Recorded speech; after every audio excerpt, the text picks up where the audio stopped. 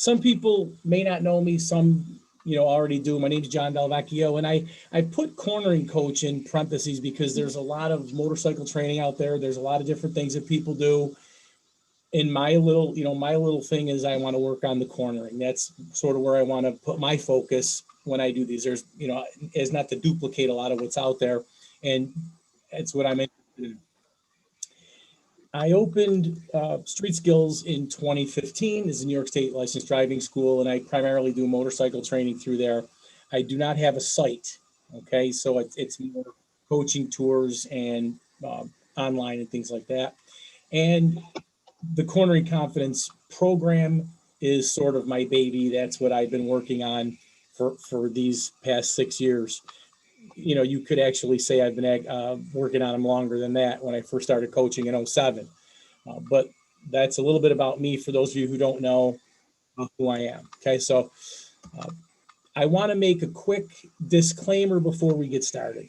All right, so the first thing I want to point out is that these are my observations and experiences. Okay, so I taught the license waiver course, as a coach for 10 years.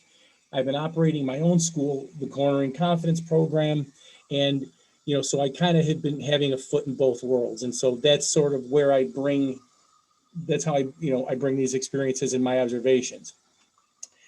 Also, I 100% back the basic training license waiver courses, and I'll refer to basic training mostly in this presentation as the license waiver courses, because we know there's several different curriculums, and I'm not going to name any curriculums. I'm going to make assumptions that you can, they're broad, but specific as well to certain ones that I've been trained in. Now, I'm not making a case against the basic courses. There's a lot they get right. They're really good at preparing riders with little to no experience, and basic training can take a rider very far. All right, so if you want to be a very conservative rider, you can go very, very far on basic skills and enjoy motorcycling just as much as someone who likes to go a little faster. I also have found that the cognitive skill development and traffic management is very hard to beat outside the waiver courses. I mean, they really can handle a lot of those mental things and how to interpret traffic probably better than anybody. And that's probably why you don't see a whole lot of additional training in traffic management and those kind of things. Now, why this topic? Well, I'm interested in it. Okay, so I have this inquisitive mind, and in my experience, in my experience coaching track days and coaching tours, many experienced riders simply recite and perpetuate misconceptions perhaps learned in the waiver courses far into the future. They don't do it on purpose. It's just that there's a tendency to repeat for many years what was taught in a basic course. Now,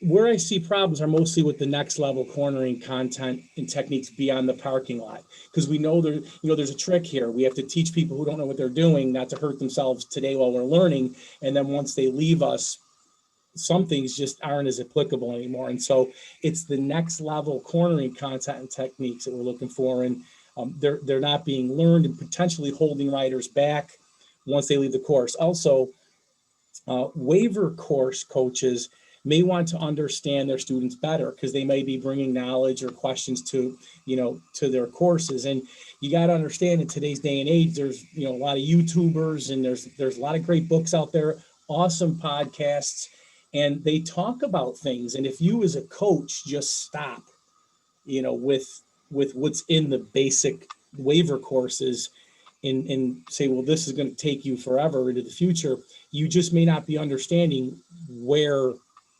the students are coming from. And of course, I want to make a quick note about advanced concepts in waiver course materials. You certainly can find inclusions of advanced techniques in waiver course materials. Now, when I was recertified in 2017 for the latest curriculum, there were many things in the student handbook that were really advanced and improved. And I remember being surprised by that.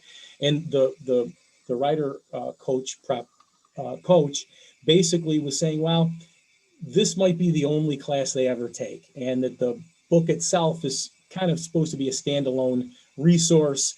And while they do mention some of the advanced things I'll talk about in the course materials, it's mostly in the workbooks, the student workbooks.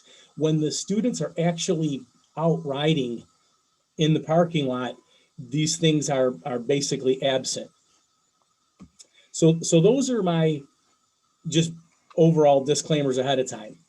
Now, with the I have primary variations and secondary variations, and we'll see, you know, how far we can get with this, because I really want to have more of a discussion than simply, you know, just recite all this to you. And so I have 4 primary variations, and then in between each one, we can maybe have a quick discussion, or I'll, you know, questions or comments.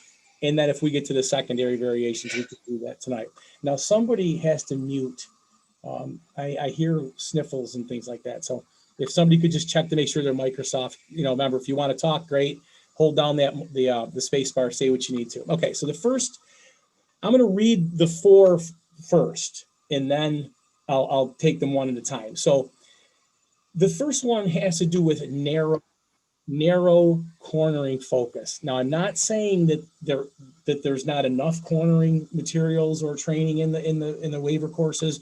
I'm just saying that what is taught has a narrow focus. Okay.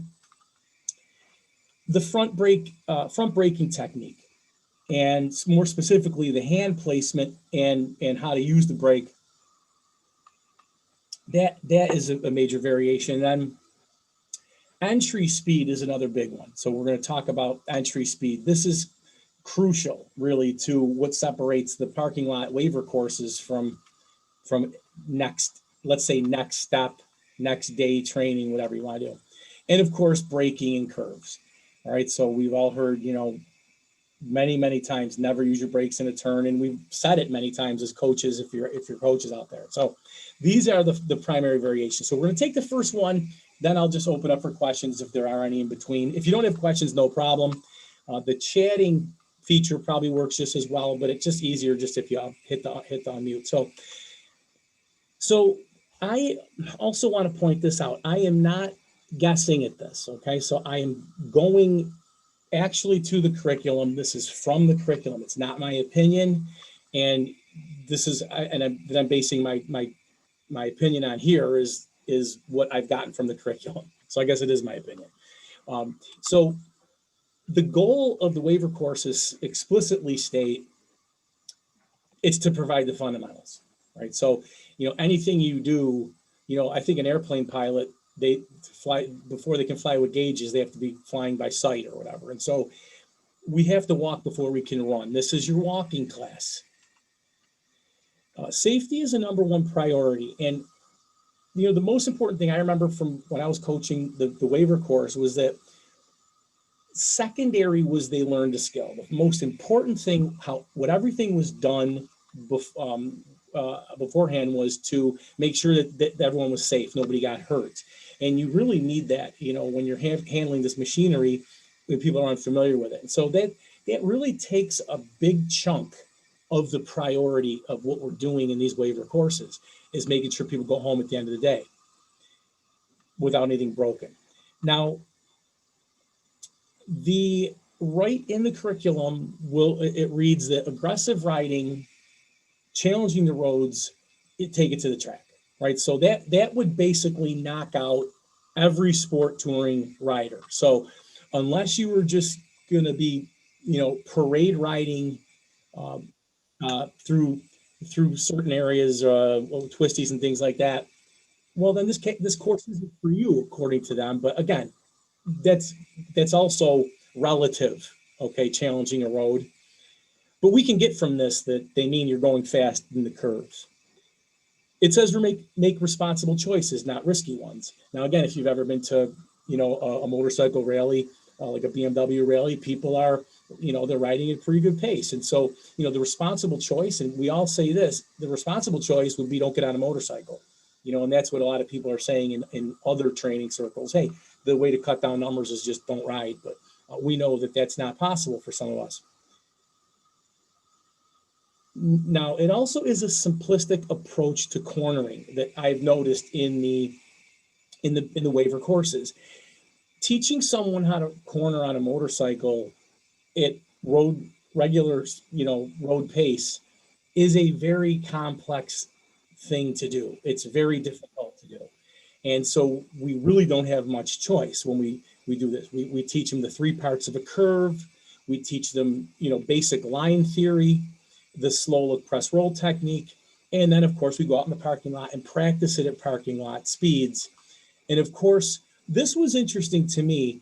The knowledge test questions confirm, that the focus really isn't on the cornering per se, because I think there was something like in level 1, there was 20% questions, 5 questions on cornering. Level 2 test, there was 6 questions on cornering. And so you would have 20%, 23% in the different level classes. But then if you looked at the actual question itself, it was repeated. Sometimes in the same test, it was the same question, just worded differently. So if you look at the actual test questions, only 14% of the questions are related to cornering at all. And I'm not saying this is good or bad. I'm just saying this is what I've noticed in the curriculum. And so the knowledge test also does confirm what I said earlier, that cognitive skills and traffic focus are the strength of this course, and really, of the basic waiver courses. Now, what I could do is ask anybody if they have a question or comment now about any of these things. And, we don't have to get into a huge debate, but does anything strike anybody? And you don't have to say anything, that's fine. Because this one's really kind of hard to dispute, right?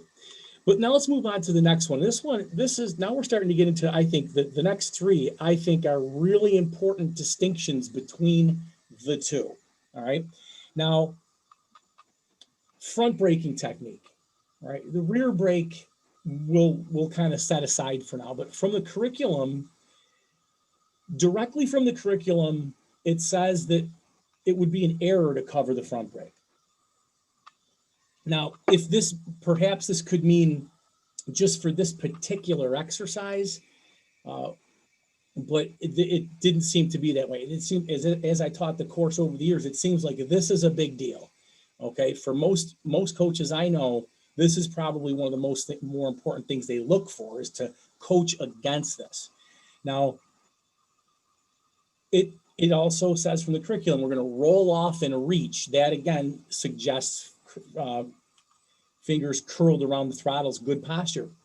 Ladies and gentlemen, this is saying that good posture, which we all want, right? Nobody wants bad posture. Is there a student learning? They see that gosh, if I don't curl all my fingers around the throttle, boy, that's not good posture. And so we all know that it may take years to figure out that this is something we could do, or that might be advantageous. Now, covering the front brake is a good idea. All right. I'm saying what changes after the course, the waiver course.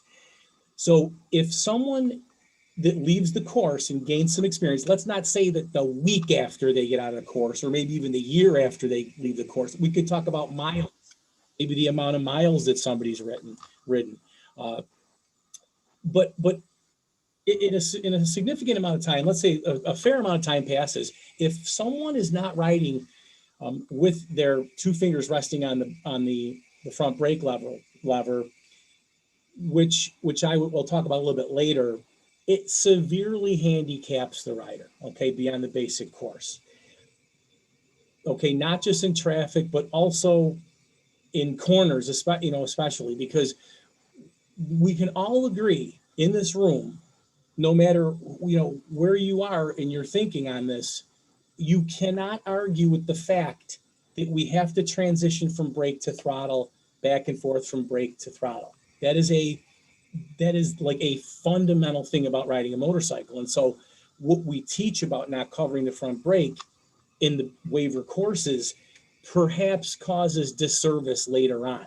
Not, not immediately, clearly. Okay. Now, they 2 fingers versus 4-finger braking is not mentioned anywhere in the curriculum. And perhaps this is just because that is a hot potato argument to make, or it keeps it simple. Okay, if you start talking about different numbers of fingers to use, it's going to cause all kinds of confusion for people. We also know that 4 fingers when you're learning is going to give you probably a better feel for coming to stops when you're doing your quick stops or quicker stops. We want to make that stop in a certain amount of distance, shortest amount of distance, and so 4 fingers is going to help us. Also, some of the motorcycles may have misadjusted brake levers that could pinch a finger in there. So there could be, that day safety issues as well as, several other ones, confusion. But typically, we won't really talk about the number of fingers. It's just assume we're going to reach and squeeze with those 4 fingers. Now, what I said a little bit earlier about brake throttle transitions, 2-finger braking is ideal for brake throttle transitions. Okay, we can use the pinky and ring finger on our throttle hand to keep firm hold of that throttle grip, but then we have that brake. We can go right for that brake throttle transitions. And so, one of the things I like to say is, especially for the sport touring riders, is never corner with your hand in a fist. You always want to have the finger resting on that brake lever. Now, again, if it's kind of like you don't want to give a monkey chainsaws either. So you have to kind of realize what you would be doing with that on the lever, and that's a different story for a different day. Okay. So does anybody have any comments about this slide here?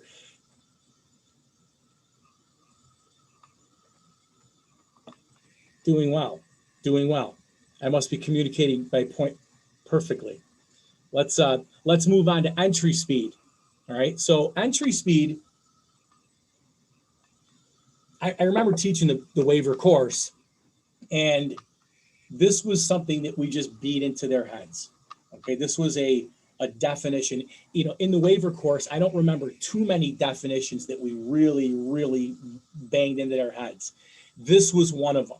Okay, that basically a safe or good entry speed allows for maintaining or increasing your speed throughout the entire curve. I think maybe it said something like you want to enter the curve at a speed where you can roll on steadily throughout the entire curve. And this is, I have 5 or 6, maybe even 10 citations of this in the curriculum where it's safe and good to be able to roll on from right when you tip in through the turn. Okay, now we understand that when you do the waiver courses, they're built under the slower cornering constraints of a parking lot, and so speeds are low. We can guarantee that they can only get up to like maybe third gear, into these things, and so we have kind of a captive audience for this entry speed. Okay, now what changes when you leave the basic rider course, or, I mentioned that one, but I'm saying any waiver course. I'm not trying to harass anybody here, believe me.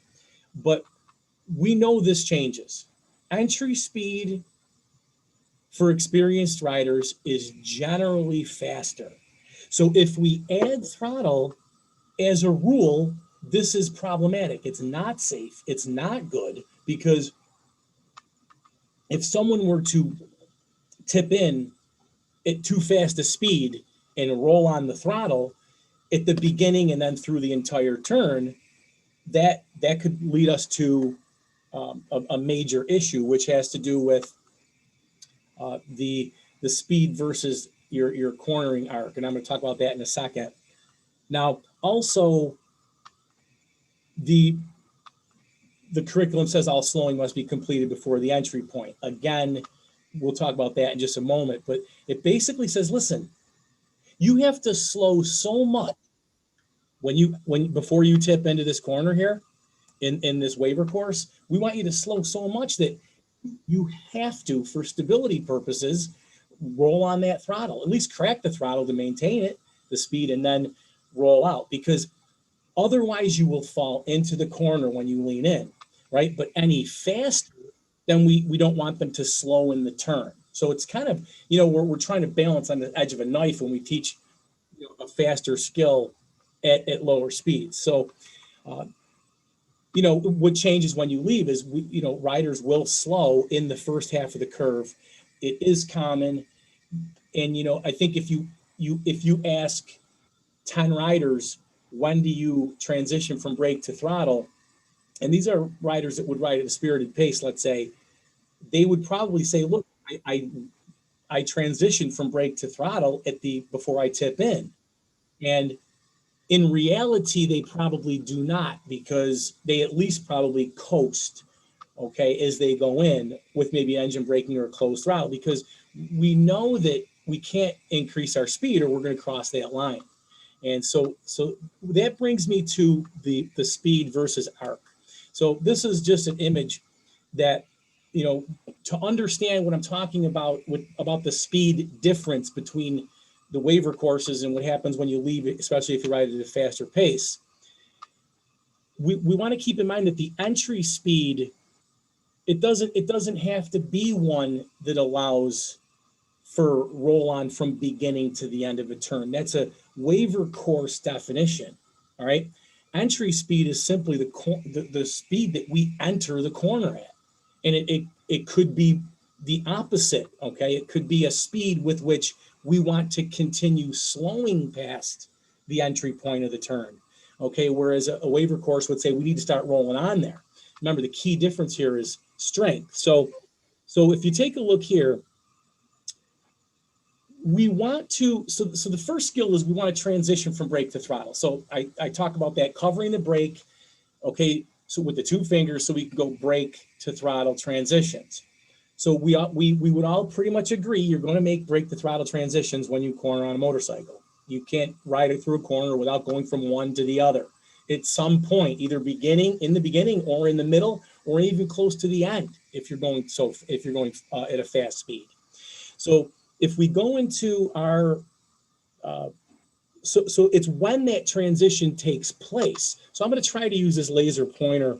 It's not really good probably through Zoom, but it should work fine because I'll go nice and slow. So if you take a look here at you have a pink arc and a blue. And so I just picked the various miles per hour, 25 miles an hour versus 55 miles an hour. So let's just say that would be a good speed for this turn, right? So that would probably be like the perfect speed for this turn.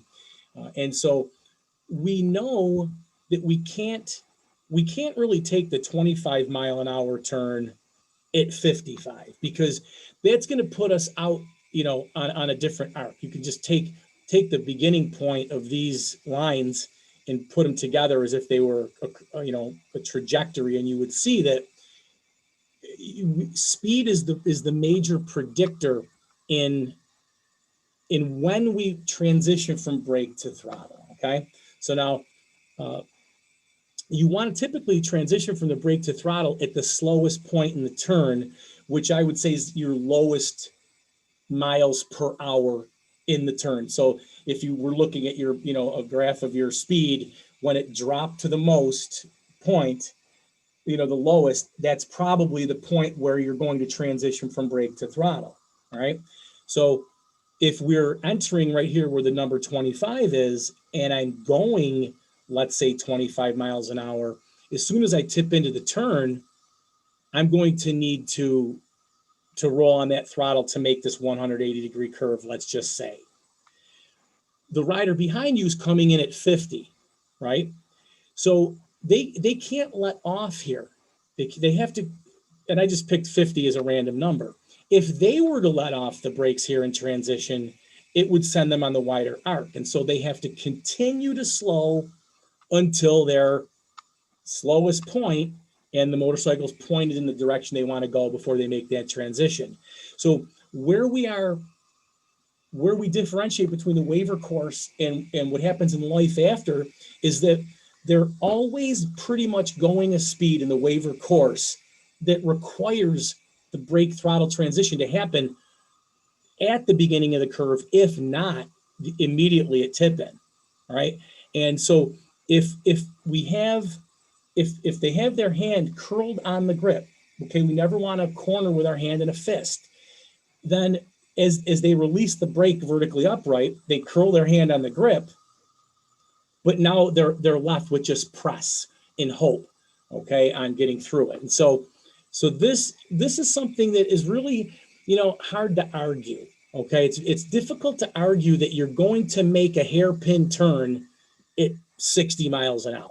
Okay, logic even would say we have to slow to a suitable speed for that. Now, where that happens, if we slow at the beginning of it or near the apex, we still have to slow for it to make that turn.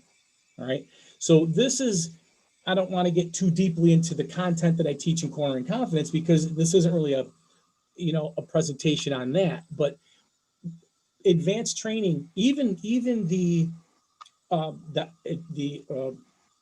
advanced courses that the waiver organizations uh, have, they will have these things in them too. So we know that I don't have something here that's rocket science. You're gonna hear this in any advanced training, basically beyond the waiver courses. Okay. Questions or comments? Yeah, John. Yeah, go ahead. I think when they do the waiver course and you're told to turn on the gas upon entry, that's also for a technical reason, is that a tire that is straight up and down has a larger diameter than a tire that is rolled over on its side. So that if you roll over on the side without giving it gas, it slows you down even more and can tip you in too much. So you have to give it more gas so that the RPM is actually higher. Okay, so I agree with you. Okay, because you're actually making a gearing change when you go to the edge of the tire from the center. Okay, so you would have to crack the throttle just to maintain that speed. Okay, but that only really would happen, Myron, if you're going at a speed at a slow speed, right? So let's just say I'm going in. Let's say I'm going into the 25-mile-an-hour turn here at 40 miles an hour. When I tip in and go to the smaller diameter part of the tire, that's going to have a slowing effect, right? Of almost like a downshift effect. But will it compensate for the 15-mile-an-hour difference? Probably not, right? So I think that and I'm not an engineer. I'll just say that right now. I'm not a physics or a scientist or anything like that. But I'm just saying that we know that you're going to get somewhat of a gearing change when you shift over to the inner diameter of the tire, which is why we would crack the throttle. And I would say that, remember, what I said is that we want to transition from brake to throttle, no matter how you do it. We want to do that at our slowest miles per hour, basically, in the curve. We want to make that transition. So you might say that, let's say I tip in and I go onto this to the edge of the tire, that slows me even more. I need to make that transition there when that happens. And that's because I'm going at a lower speed. So I understand what you're saying.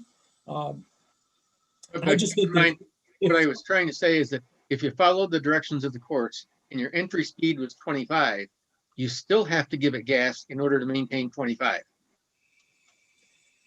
Yeah. Right. Now 25 just means tighter turn in this picture. It means 50 I know, but wider. So I think that I think that you would probably argue, Myron, that if I go into that 25-mile turn, if I go in at let's say 45 miles per hour, as I tip in, there's no way I'm rolling on throttle because it will put me on the wider arc. Would you disagree with that? oh, I agree that's true. But I wasn't talking about the high performance riding of going into a corner faster than what's recommended. I'm just saying if that corner is recommended in a basic course at 25 and you follow the instructor's direction at 25, then you have to give it gas in order to maintain 25. That's all I'm saying. I agree. And that's where I said at the beginning, and I don't know if you were here or not at the time, I did say that the waiver course techniques can bring you very far into the future if you ride ultra conservatively, okay? Or if you ride below below limits more conservatively, okay? I mean, would you agree with that?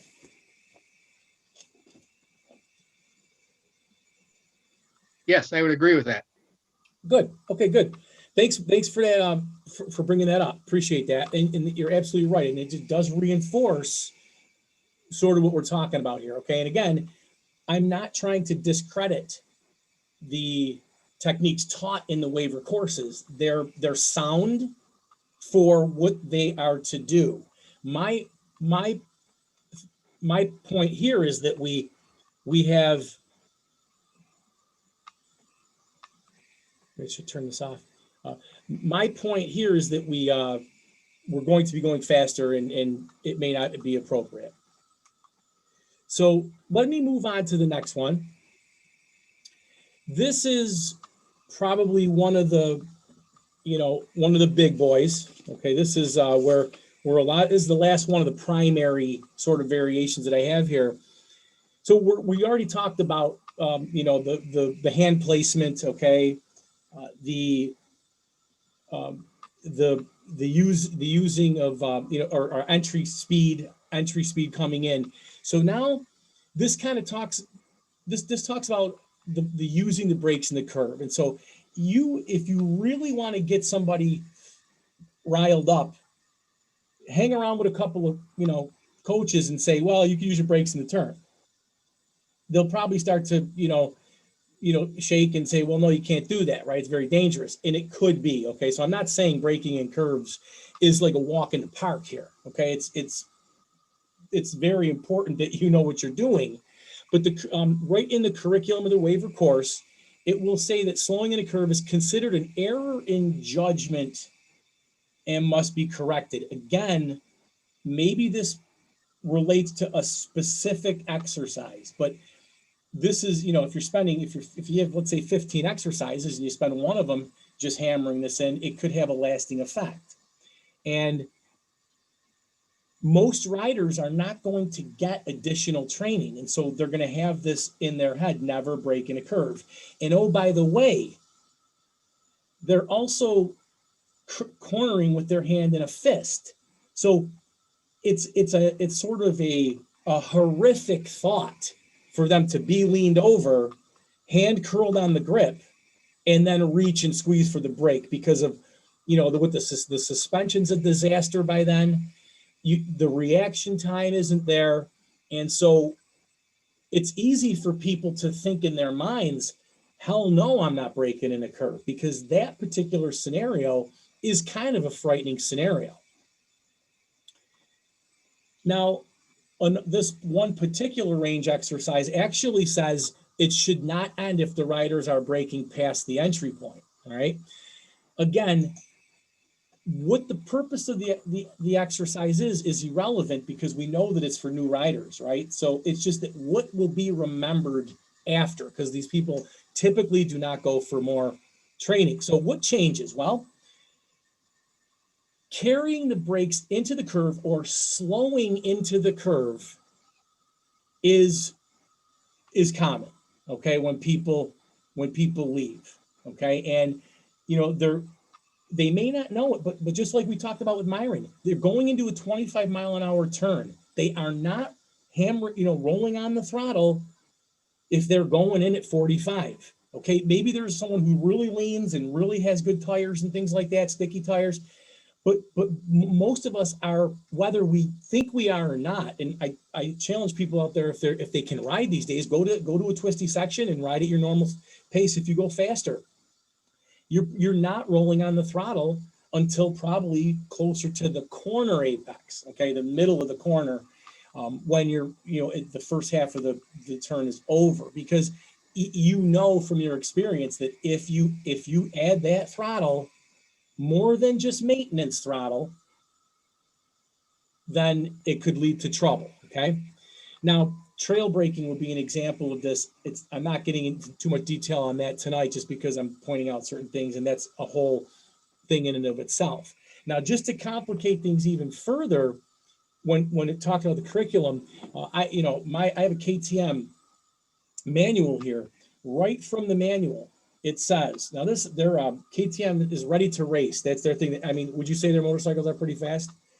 It says right in their manual, braking should always be completed before you go into a bend. Okay.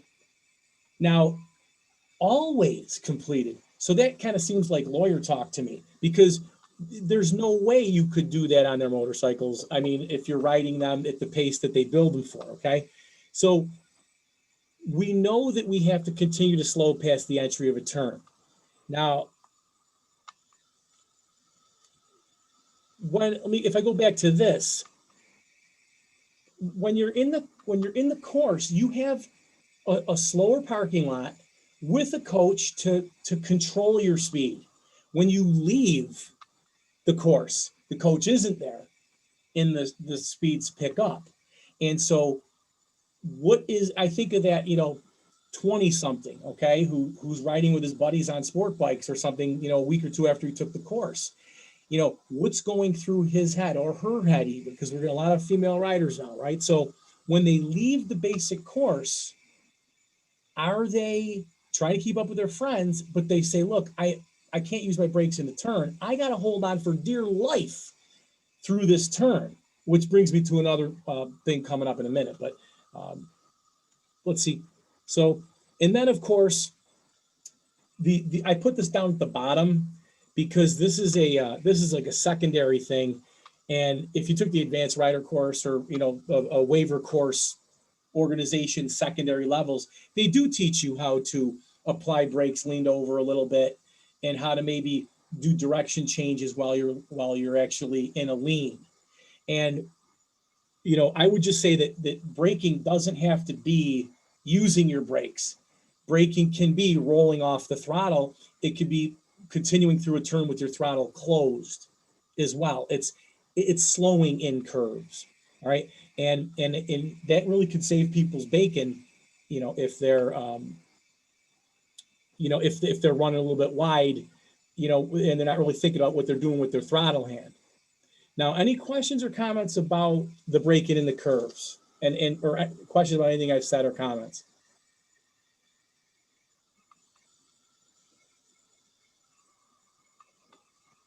Now, what makes this all work, ladies and gentlemen, is the brake throttle transition, what I call the brake throttle transition default hand position, because we can then get the timing right.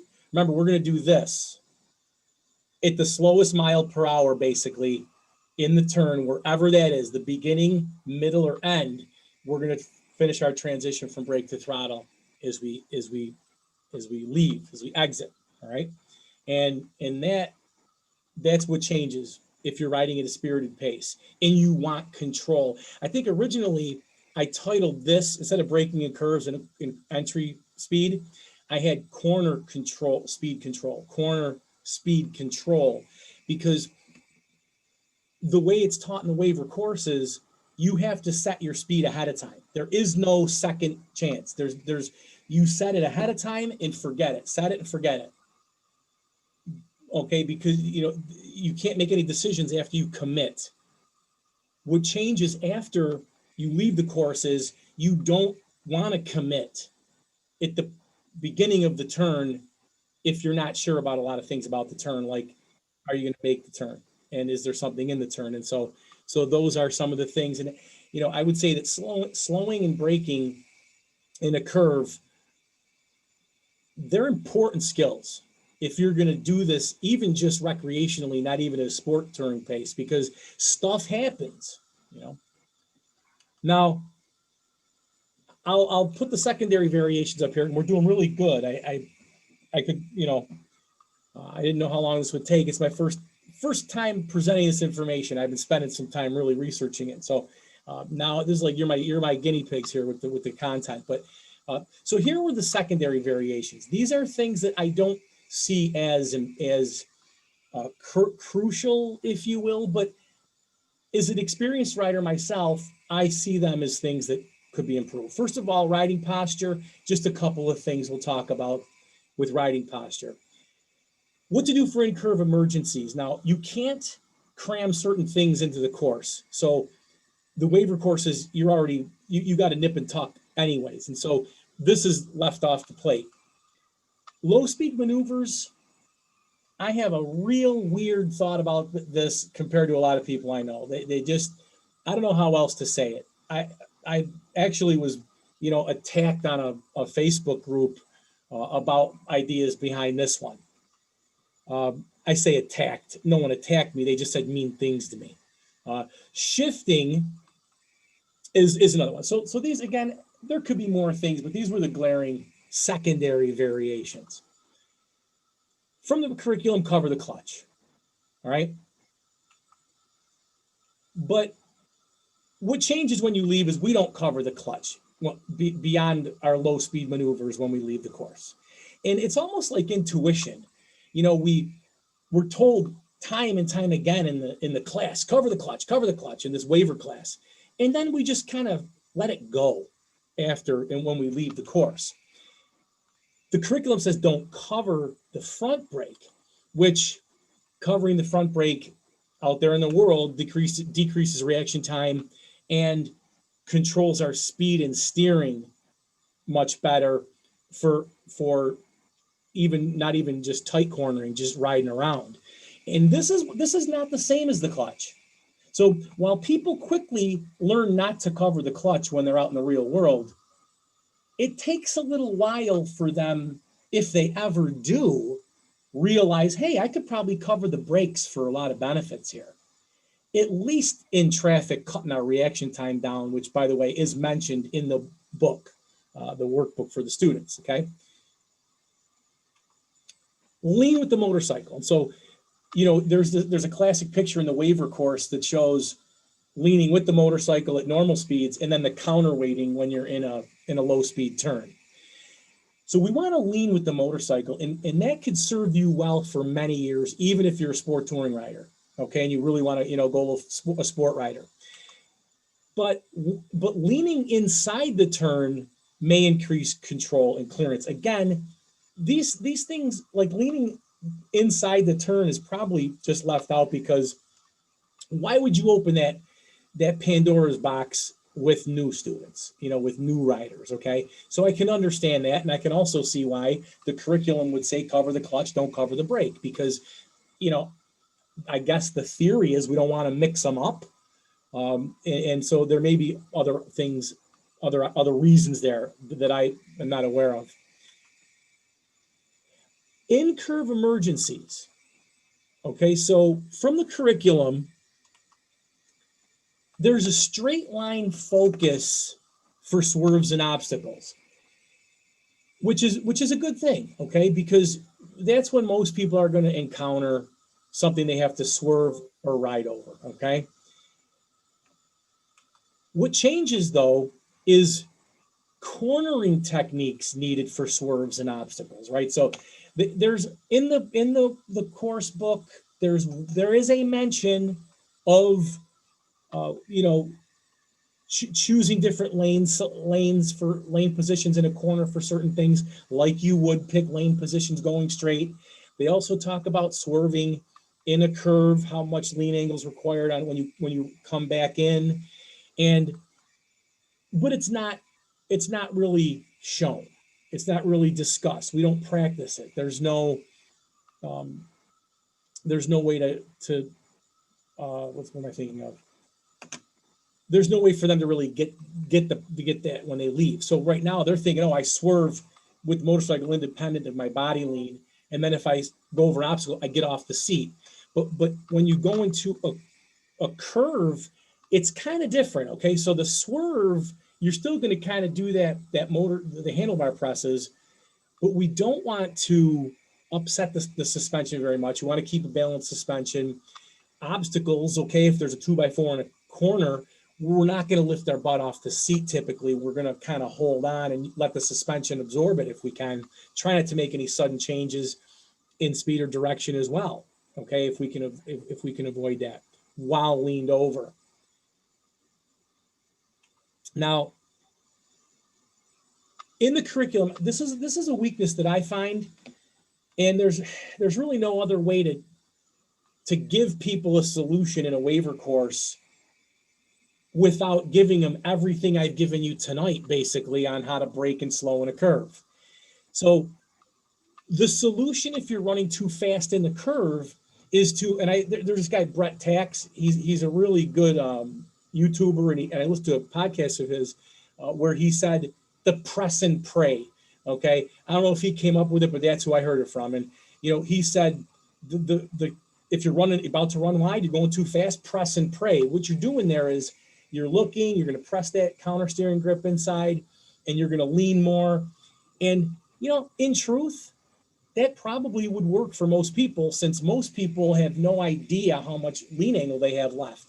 Someone might think they're ready to drag a knee, and they're looking at 2 feet still of ground clearance. And so I say that kind of jokingly, because when people have their pictures taken at track days and the tail of the dragon or something like that, they always say, geez, I thought I was leaning more than the picture shows. So it is viable, but I don't like the option because we're increasing lean angle when we're already kind of maybe in a pucker moment. I do it. We all do it. Okay. We want to just get a little more turning ability. We'll press a little more. I'm not saying that it's not a good idea, but there are other, so it's not showing up here, but there are 2 other, there's more solutions. I must not have put the bullets under it. I have it in my notes here. There are other options, okay? First of all, we can slow with coasting or braking. That's going to help us not run wide. Remember the picture I showed you. And then we can also widen our arc, okay? Now, this could mean we might be able to do this in our lane even. It may require crossing into the other lane, which is not a good idea if cars are coming towards you. We run into a kind of a lose-lose situation when we go into a corner too fast. I don't know, lose-lose. I don't really know how else to say it. We're in trouble. We go in too fast. So if we lean more, we increase risk. If we slow the bike more, we increase risk, potentially. And if we straighten out our arc and we don't have to stand it up and go straight, but if we change our line to be a wider arc, that could help us as well. That's why I'm a big advocate of learning smooth brake throttle transitions wherever you are, especially in a turn, because of those 3 options I just presented, I think the best one is the slowing the speed and steering with your throttle hand. All right. Now, questions or comments on this? The next is the low speed maneuvers. Okay. This was something that I really never thought of until I took Nick Einach's champ school. And I thought he just kind of did this on a lunch break, talked about this, but then other people who I've talked to said that they learned this also at champ school, which I just can't say enough great things about. It's amazing. They have a street, just a 1 day. They have a 1 day for street riders, 1 day for the track stuff, and the big, huge thing you can spend all week with them probably. But, and I had a discussion about this on one of the forums, and man, people they were pretty opinionated on what they think. So let's talk about low speed maneuvers. And in the curriculum, it says no front brake, yes, rear brake to control your speed. And we all know that low speed control is very worthy to develop. We have Moto Jitsu Fast Eddie. He built his own little program that you could work on your limited space maneuvers and that kind of thing and get really good. And if you want to do Gymkhana or something like that, I mean, you could go really far. Look at the trials riders out there. They're awesome. But what changes when you leave, front brake is perfectly fine to use at low speeds, right? It's also perfectly fine to use on a gravel road going downhill. It's just, okay, we can't expect a newbie to have the finesse and control to use the front brake, but certainly someone who has, let's say, decades of experience or maybe 50,000 miles under their belt, they know how to give it a little bit of brake. And so the front brake is a very important brake to use. You know, why are we still telling people, I guess once they leave the course, I understand why we tell them in the course, but why are we telling people, you know, the front brake's bad still at any point? Because it's simply not true. Now, counterweighting implies both feet on the pegs. I couldn't find a direct citation of they must have both feet on the pegs. But to properly counterweight, you would need to, in my opinion. Now, this is the thing that I learned from Nick's school. If you dangle your inside foot, you do the same thing you normally would do, okay? It's the same technique you would do in the basic course, except you dangle your foot, I don't know, 5 inches off the ground, okay? And all you had to hear the comments, you're gonna get people killed. People are gonna break their leg, and all these things. And so here's the reason behind it. If I have my motorcycle and my feet are on the pegs and I'm doing a low speed turn and I'm about to lose it, the reaction time to get from my foot to the ground is going to take longer. And the motorcycle will go from here to here in that amount of time, right? So we want to be able to regain control of the weight as soon as possible, okay? Clearly, we don't want to be supporting the weight of the motorcycle on our ankle, and you got to be very careful with this. But again, you're talking what changes when you leave. I'm not talking in the class, all right? Also, I would say this to the people who would argue about the dangle, all right? The curriculum itself for the waiver courses tells the student they can dab a foot, okay? If they feel they're losing control, they can dab a foot. If it were so dangerous that this is going to cripple the masses, it would not be in the basic waiver course curriculum to dab if you need to prevent falling. It also calls that poor skill and judgment, and you're going to lose points for putting your foot down. So with that, basically, you know, what I would say is dabs are perfectly fine to use at low speeds.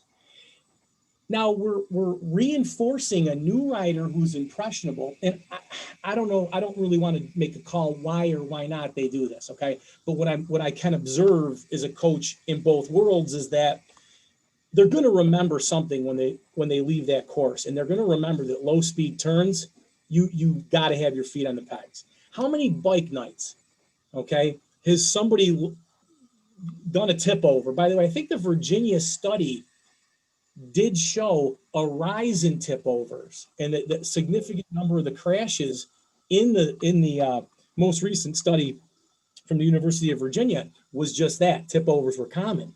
So again, if it were dangerous, you know, why would it even be instructed to do in the waiver course? And I would also tell you this, just as a person who's been riding 20 years this year, when I learned this probably 4 or 5 years ago when I took this course, and I say, wow, this is amazing. When we miss a turn now, and I have to do a U-turn on a 2-lane road, it's a piece of cake. It's so easy. And am I saying that you should be, not working on skills where you're keeping both feet on the pegs and you're like doing police programs or police, cone courses? I'm not saying that at all. By all means, get Fast Eddie's Moto Jitsu program and knock yourself out in a parking lot and become awesome at it. What I'm saying is you should consider that that is also something that may not be worth beating people up over. Questions or comments about this? Anybody want to fling an arrow? Clearly, if you're a coach in the waiver course and someone has their foot dangling, and I've been there, you're watching like this. Did he put it down? Right? So there are clearly times when they're doing low speed maneuvers and both their feet aren't on the pegs, and you're not going to take points off. But in that person's mind is they got to keep their feet glued. And I would also have the coaches that are out here think, you probably have that person that tipped over and they said that they were concerned about keeping their feet on the pegs and that they tried to save it, with some other technique and more counterweight or something. And so again, this is something that really I find is a pretty excellent thing for people with the changes when they leave. Now, I think the last one, and then we're going to be done, which is great. And I'll open up to questions. I'm sorry, I have a question. Yeah, please, Sharon. Hi. So dangling your foot or dabbing, don't you think that might throw the balance off a little bit? Well, what I can tell you is you should try it because you still are counterweighting. Okay, think about this. If I were to turn to my left on a counterweight, so I'm on this motorcycle here, it's kind of hard to show you. So let's say I'm my shoulders are to the right, my bike is to the left. My outside foot is pressing down on the peg, which is a coachable thing you would tell someone. Now, my inside foot, whether it's on the peg or I take it off the peg and dangle it on the inside, it probably, in my experience, it doesn't inhibit the ability to do low speed turn. Please don't think I'm saying go to your waiver courses and tell people to do this, because I'm absolutely not. I'm trying to point out what changes once they leave, what could change. Now, this particular thing, what's in the curriculum on the slide here, you could go the rest of your life riding and never do the dangle, but I'm certain people will take dabs. Just go to any bike night and you're going to see people taking dabs. And I think there's this thing where it's kind of like an ego hit if you got your feet down when you're moving at low speeds. Everyone has that Harley rider with a 20-inch seat height, at Daytona with a really stretched out chopper front end, and he's duck walking. I don't see a problem with that. I see that he's controlling that motorcycle. Yeah, if you can do it with your feet on the pegs, that's even better.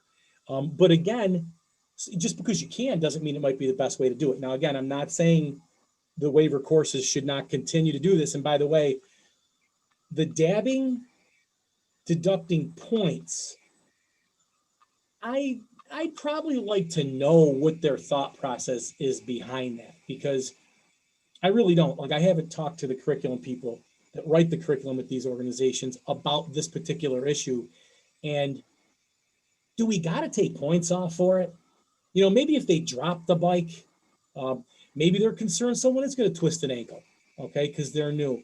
Maybe they have, but I would think that if a bike falls on someone, they're going to get hurt, in more cases than if they just had a dangle. And by the way, if you're dangling and the bike goes over, you're already on one foot, typically, right? So probably make it easier for you not to get buckled underneath the thing. But the quick, easy answer, Sharon, was the technique works exactly the same, and I suggest you try it if you want to. It's not a big deal.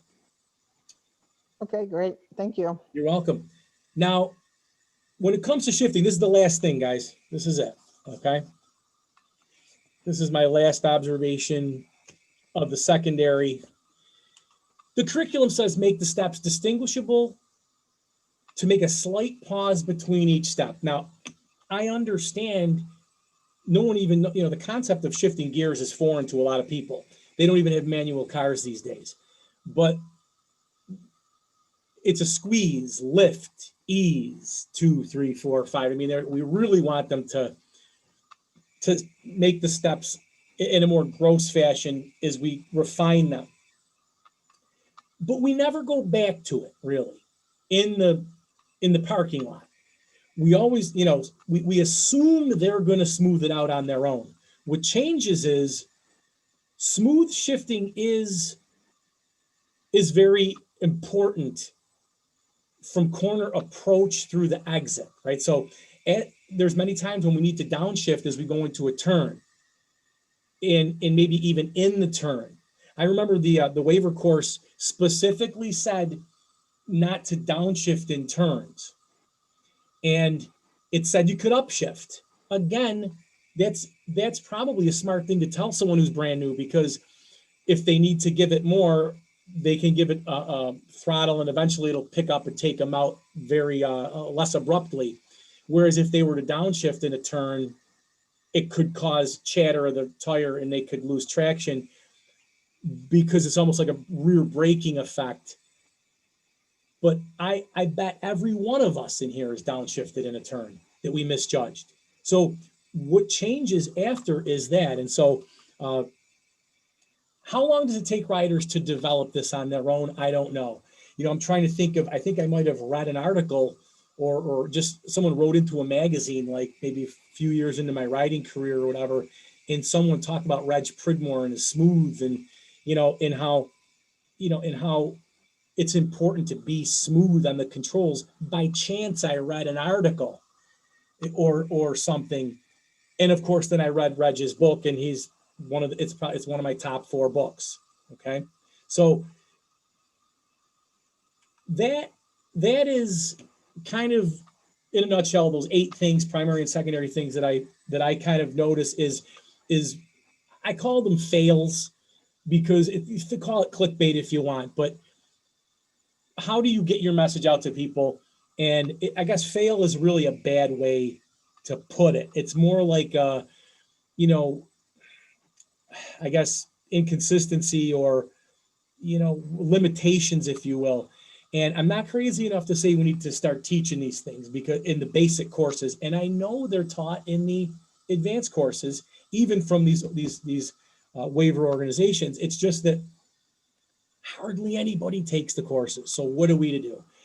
How are riders supposed to acquire these next level skills? We do know that the best way is with a watchful eye and feedback from a professional, but they have to pay money. They have to go places, and the money is in the waiver courses, not the advanced courses. And so that's why we see 99% of the courses out there are waiver courses. And so if you're an experienced rider here and you've only taken the basic waiver course, you owe it to yourself to go out there and take some advanced courses. Training is a horrible word. I don't like the word. It makes it sound like, page 1 of the waiver course. Be safe. Don't make any aggressive moves. Number 1 priority, be responsible. And so it's that's why I hate the word training, because it just sounds like I hear training wheels in my head or something like that.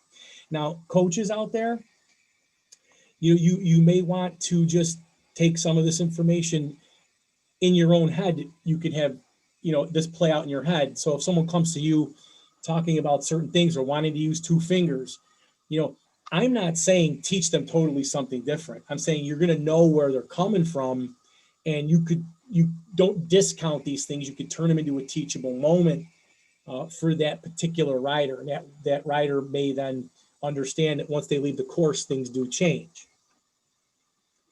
Now, any comments or questions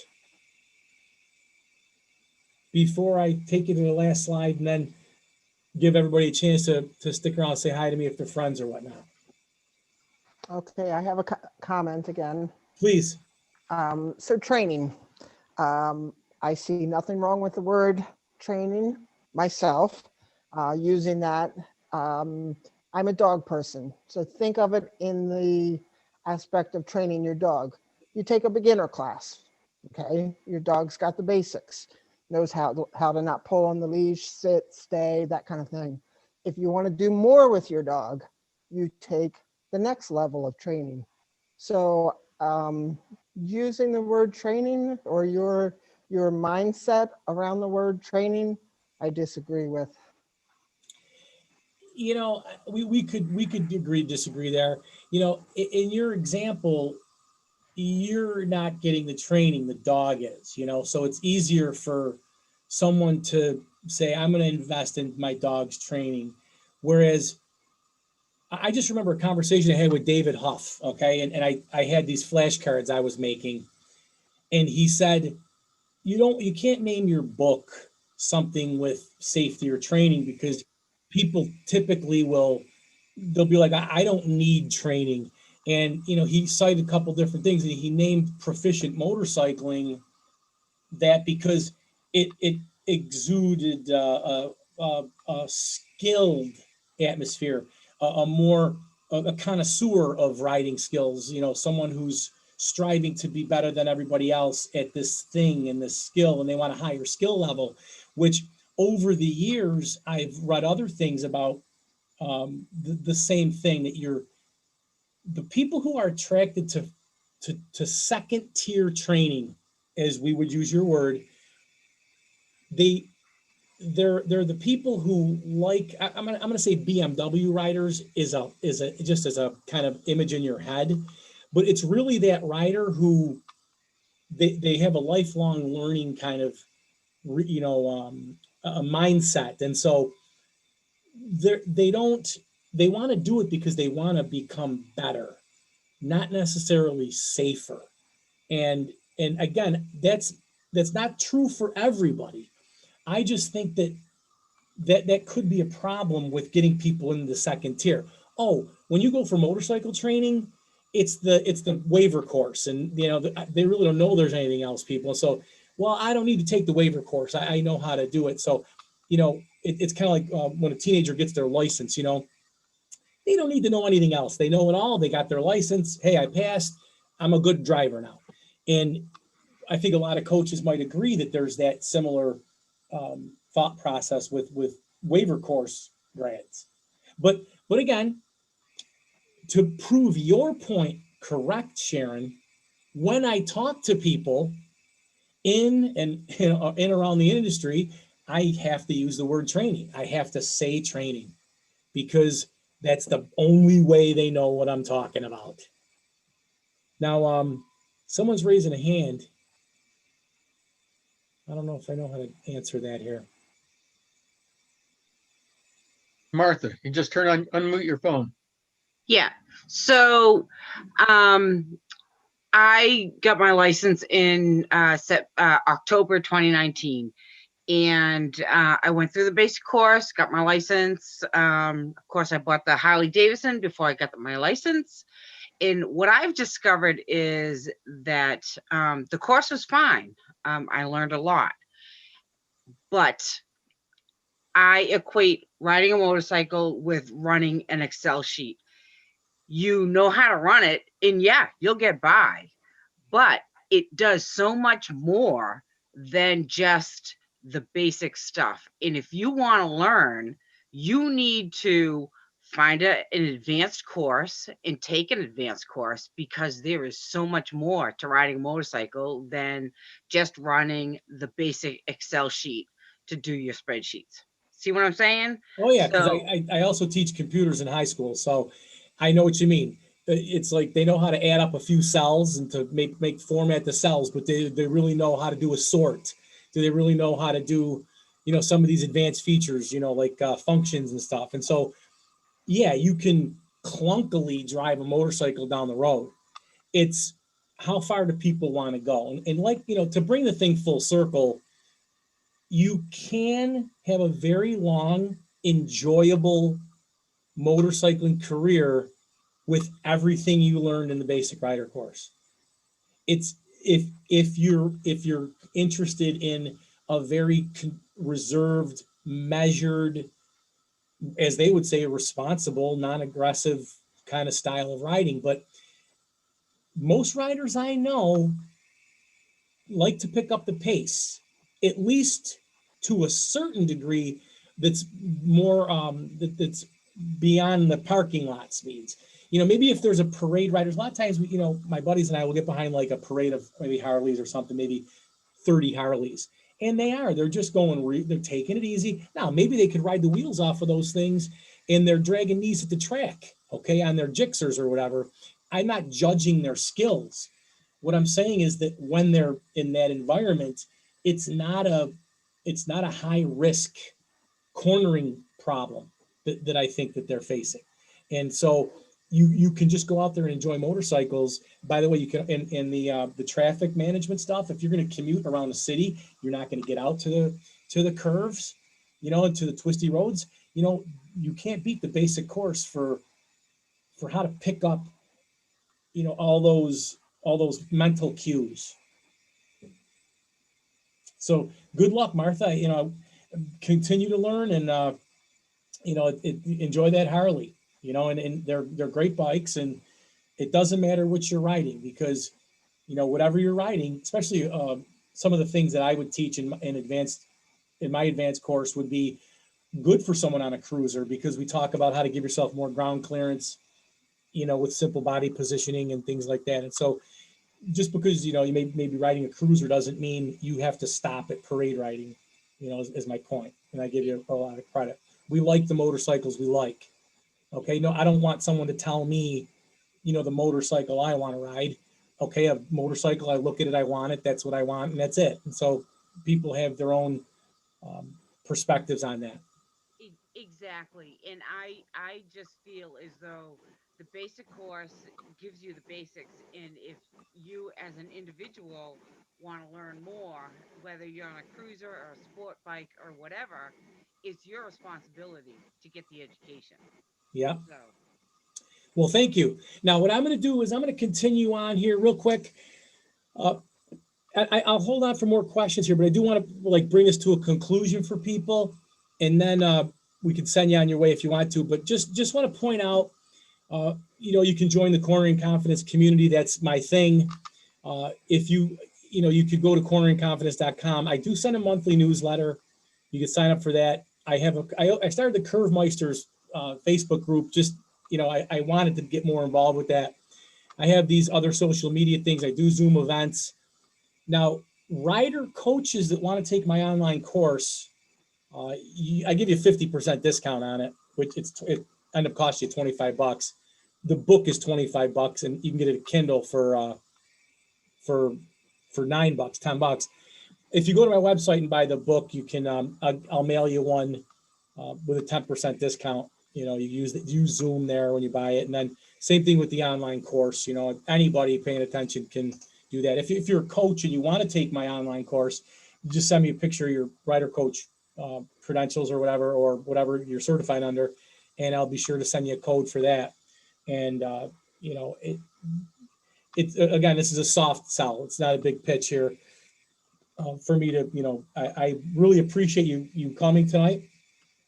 And I do have a couple more Zooms coming up. And if you get on my email list or just kind of follow my social media, I think my Facebook group, my Facebook page, I will put this up as an event there. But thank you very much.